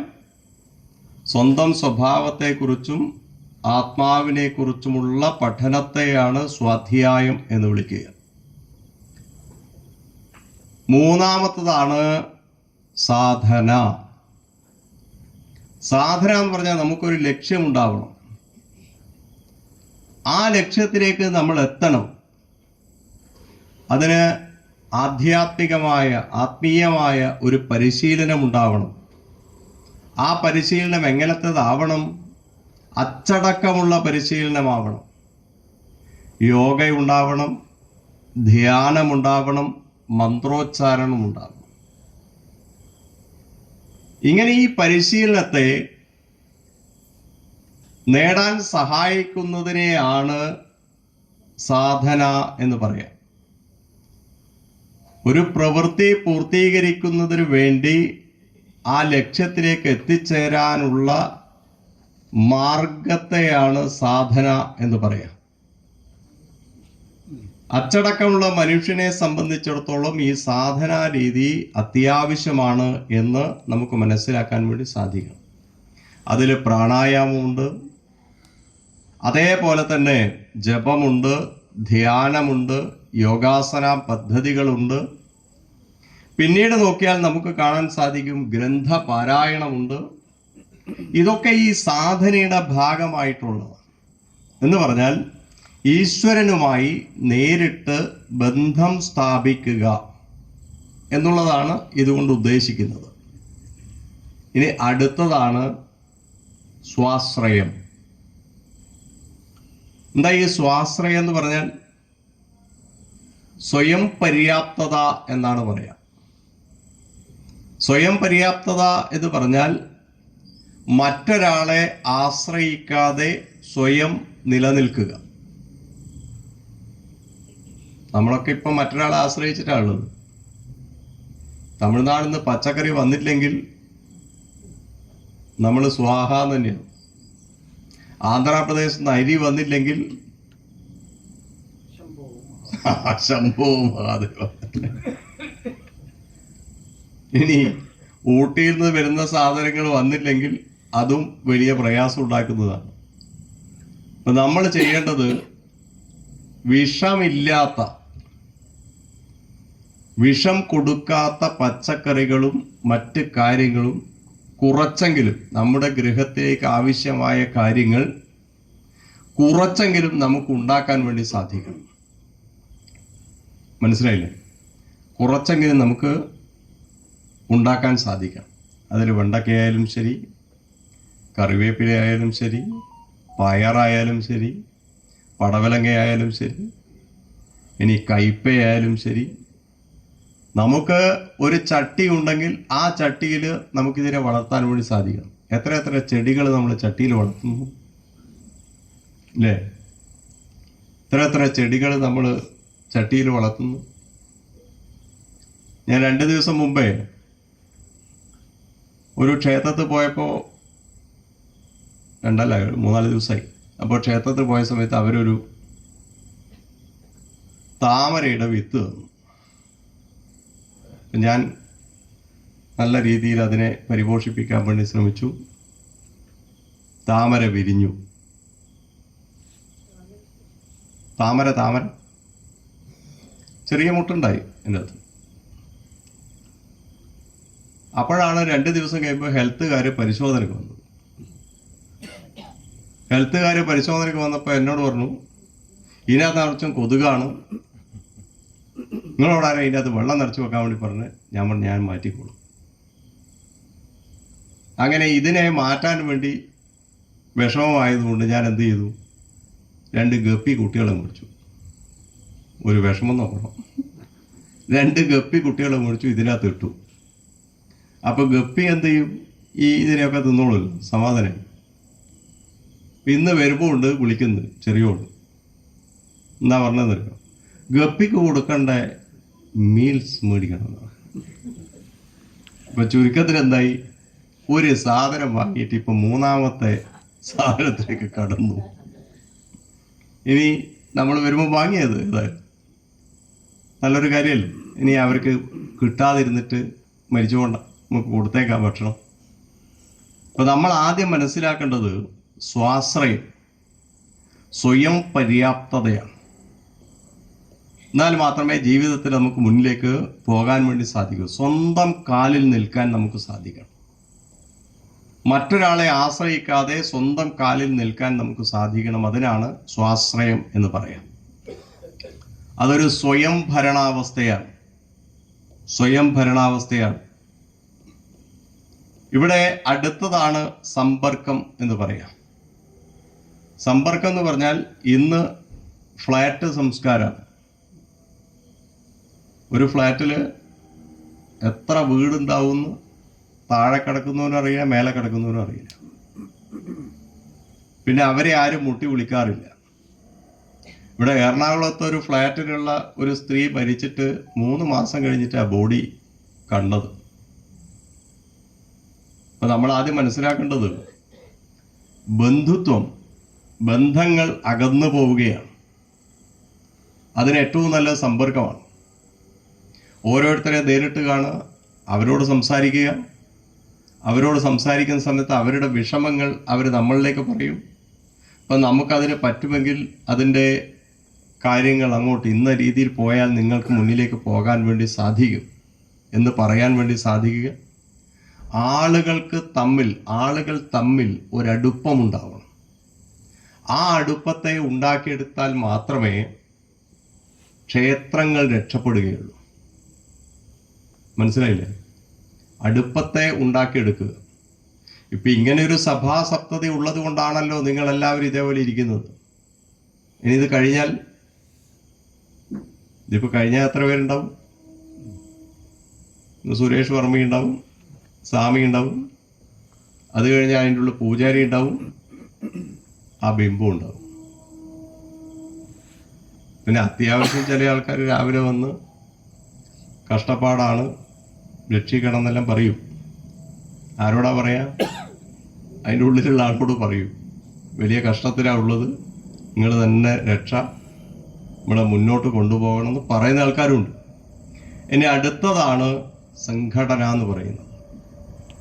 ആ സംഘടന എന്ന് പറഞ്ഞിരിക്കുന്നത് നമ്മൾ ഉദ്ദേശിക്കുന്ന സംഘടനയല്ല. ഈ സംഘടന എന്ന് പറഞ്ഞിരിക്കുന്നത് ആളുകളുടെ ഒരു കൂട്ടാണ്. ഇതിപ്പോൾ ഇതൊരു സംഘടനയാണ്. എല്ലാവരും ഒരുമിച്ച് ചേർന്നു ഒരേ വിഷയത്തെ പഠിക്കാനും അതിനെ പ്രാവർത്തികമാക്കാനും വേണ്ടി നമ്മളെല്ലാവരും ഒരുമിച്ച് ചേർന്നു. ഒരുമിച്ച് ചേരുന്ന സമയത്ത് ഒരു പ്രഭാഷകനുണ്ട്, വേദിയിൽ നിറച്ചും ആൾക്കാരുണ്ട്. ചില ആൾക്കാർക്ക് അവരിൽ നിന്ന് നല്ല കാര്യങ്ങൾ നമുക്ക് ലഭിക്കാൻ വേണ്ടി സാധിക്കും. അങ്ങനെ സാധിക്കുന്നതിനെ നമ്മൾ 10 പേരോട് പറയുന്നു, അല്ലേ? നമ്മൾ കേട്ട സാധനത്തെ ഒരു 10 പേരോട് പറയുന്നു. അങ്ങനെ പറയുന്ന സമയത്താണ് ആ സംഘടനയുടെ പൂർണ്ണത ഉണ്ടാവുക. ഒരു പൊതു ലക്ഷ്യത്തിലേക്ക് പോവാൻ വേണ്ടി നമ്മളെല്ലാവരും ഒരുമിച്ച് ഒറ്റക്കെട്ടായി മുന്നിലേക്ക് പോകുന്നതിനെയാണ് സംഘടന എന്ന് പറയുക, ഒരു കൂട്ടായ്മ എന്ന് പറയുക. ആ കൂട്ടായ്മ തന്നെയാണ് സംഘടന. ഇത് നമുക്ക് ഓർമ്മിക്കാൻ വേണ്ടി സാധിക്കണം. ഇപ്പം കുടുംബം എന്നത് ഈ 6 ഘടകങ്ങളിൽ നിക്ഷിപ്താണ്. ഏതാ ഈ 6 ഘടകം? സ്വാസ്ഥ്യം, സ്വാധ്യായം, സാധന, സ്വാശ്രയം, സമ്പർക്കം. ഇതുവരെ കേട്ടിട്ടില്ലല്ലോ. കേട്ടിട്ടുണ്ടോ? എനിക്ക് സമാധാനമില്ല. ഞാൻ പറഞ്ഞത് നിങ്ങൾ കേൾക്കാത്തതുകൊണ്ട് വലിയ സന്തോഷമായി എന്നർത്ഥം. അപ്പം നമ്മൾ ഈ തരത്തിലുള്ള കാര്യങ്ങളെ നമ്മുടെ ഹൃദയത്തിലേക്ക് ഉൾക്കൊള്ളാൻ നമുക്ക് സാധിക്കണം. അങ്ങനെ ഉൾക്കൊണ്ടതിനെ മറ്റുള്ളവരിലേക്ക് എത്തിക്കാനും കഴിയണം. അതാണ് യഥാർത്ഥത്തിലുള്ള കുടുംബം എന്നുള്ള സങ്കല്പത്തെക്കുറിച്ച് സൂചിപ്പിച്ചിരിക്കുന്നത്. അപ്പം ഇന്നും നാളെയുമായി കുടുംബസങ്കല്പം എന്നുള്ള വിഷയത്തെക്കുറിച്ചാണ് പറയുന്നത്. ഇപ്പം എന്തൊക്കെ മനസ്സിലായി എന്ന് എനിക്കറിയില്ല. എന്തായാലും കുറേ കാര്യം പറഞ്ഞിട്ടുണ്ട്. പറഞ്ഞതിൽ കുറേ ആൾക്കാർക്ക് കേട്ടിട്ടുണ്ടാവും, അത് മനസ്സിലായിട്ടുണ്ടാവും.